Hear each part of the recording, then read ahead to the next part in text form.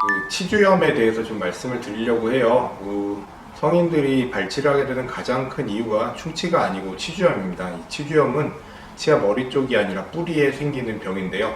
보통 이제 환자분들이 충치는 잘 알아보세요. 왜냐면 검게 보이잖아요, 그죠? 이렇게 딱 양치하고 봤는데 검게 있어. 혹은 시린 증상.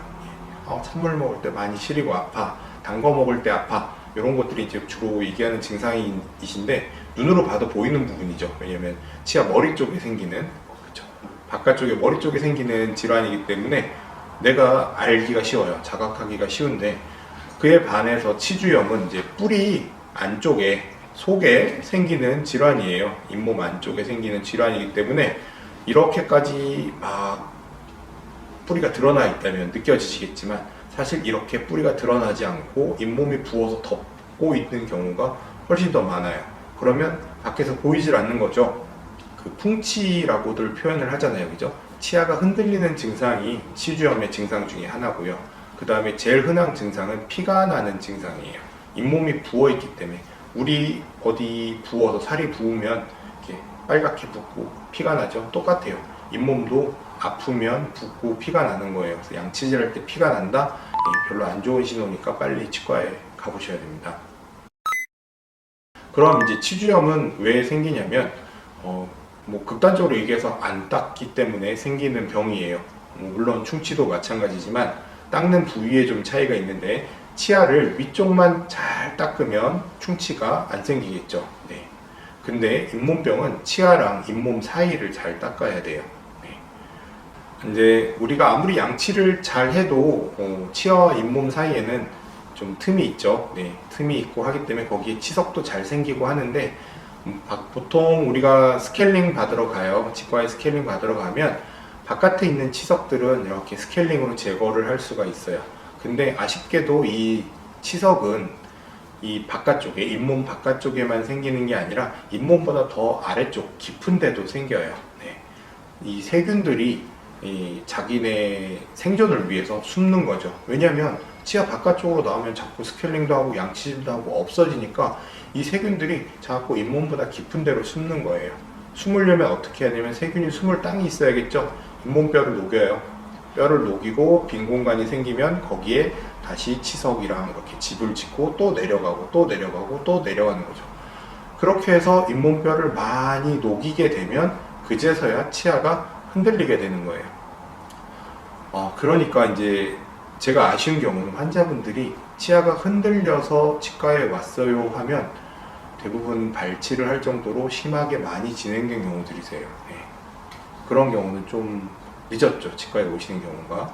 예. 그래서 이제 치과 정기 점검 방문이 중요한 게, 1년에 한 번씩이라도 스케일링을 받으세요. 꼭 받으시고, 어디 피가 많이 나는 곳이 있으면 그 부분에는 이제 치주염 치료, 잇몸 치료를 받으시는 거예요. 제가 아까 말씀드린 치아 잇몸 밑에 또 치석이 생긴다고 말씀드렸잖아요. 스케일링을 깊게 받으신다라고 생각하시면 돼요. 근데 단 깊게 스케일링을 하니까, 내가 보통 치과 와서 스케일링 할 때 환자분들이 걱정하시는 게 시려서 아플까봐 걱정하시잖아요. 그거보다 더 깊게 스케일링을 해야 되는데 아프겠죠. 네. 그러니까 그럴 때는 제가 마취를 하고서 조금 더 깊은 데까지 스케일링을 꼼꼼하게 해드린다 라고 생각하시면 돼요. 그게 잇몸 치료라고 생각하시면 됩니다. 좀 잇몸이 많이 붓고 고름이 나오시는 분들도 있는데요. 그런 분들은 이제 치과에 와서 이제 배농 시술을 하죠. 이제 째고 고름을 빼는 경우들도 있고요.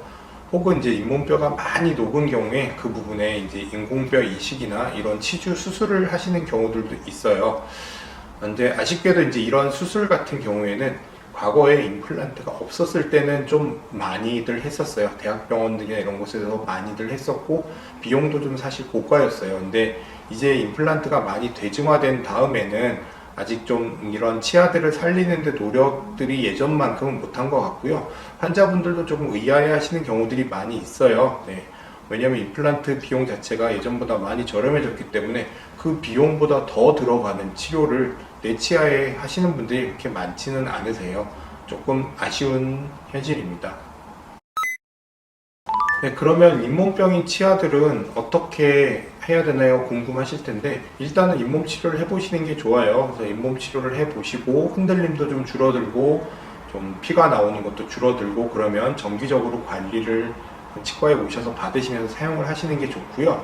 이제 3개월, 6개월, 1년 이렇게 계속 오셨는데 좀 잇몸 붓기가 계속 재발되고 혹은 뼈가 녹는 속도가 잇몸병에 의해서 뼈가 녹는 속도가 너무 빠르고 이렇게 되는 경우엔 아쉽지만 임플란트를 잘 해드리기 위해선 뼈가 완전히 뿌리 끝까지 다 소실되면 치료하기가 너무 힘들어져요. 환자분도 뼈 이식도 더 많이 하셔야 되고 해 놓으셔도 결과가 좋지 않은 경우들이 많기 때문에 너무 빨리 잇몸뼈가 소실되고 치아가 계속 흔들리고 통증이 있는 경우라면 아쉽지만 발치를 하시고 임플란트 치료를 받으시는 게 필요하십니다.